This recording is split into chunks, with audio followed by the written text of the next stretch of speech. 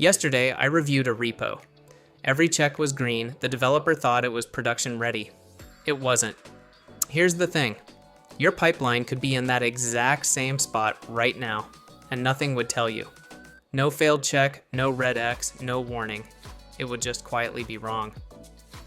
I've fixed this same category of problem in real production repos more than once. 5 GitHub Actions mistakes that hide behind a green checkmark. Starting with the one I see most. Mistake number 1, hard-coding secrets directly in the workflow YAML file. A connection string, an API key, sometimes literally a password, typed straight into the .yml file and pushed to GitHub. If your repo is public, that secret is public, forever. Delete the line in your next commit and it's still sitting in your Git history, waiting for anyone to dig it out. The fix: GitHub secrets. Repo settings, action secrets, reference it as a variable. It never appears in logs, never appears in code, and it's scoped to exactly the workflows that need it. If you've ever hard-coded a secret and pushed it, don't just delete the line. Rotate the credential. Assume it's compromised. Mistake number 2, using third-party actions without pinning the version. Some action at main or some action at latest looks harmless, means you always get the newest version automatically. Here's the problem. You're trusting that the maintainer of that action never gets compromised.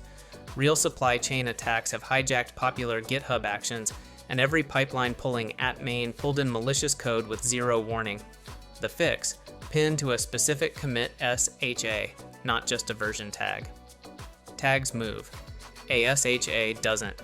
Yes, it's less convenient, and that inconvenience is the security boundary. Mistake number 3, not restricting GitHub token permissions.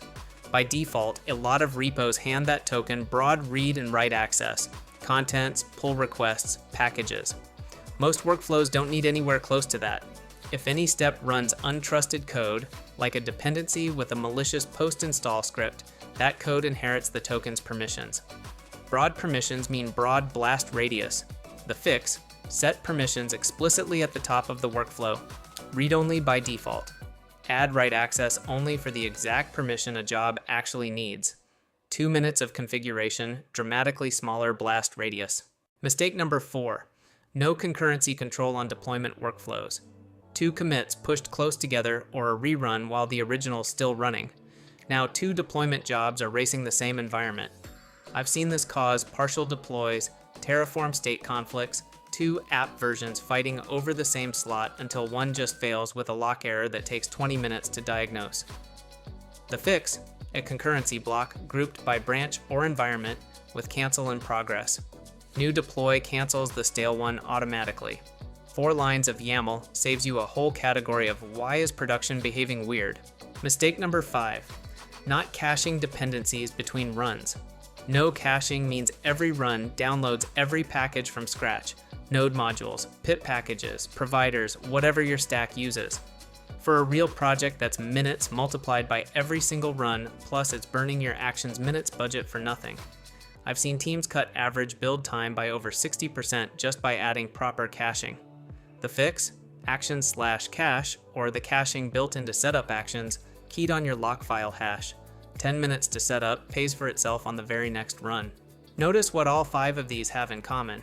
None of them show up as a failed check. Your pipeline stays green through every single one. That's exactly why they survive so long in real repos.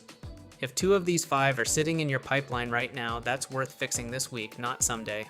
I cover real Azure and DevOps mistakes like this 2 times a week, Thursday and Saturday. If this helped, subscribe and tell me in the comments which of these 5 you're guilty of. See you in the next one.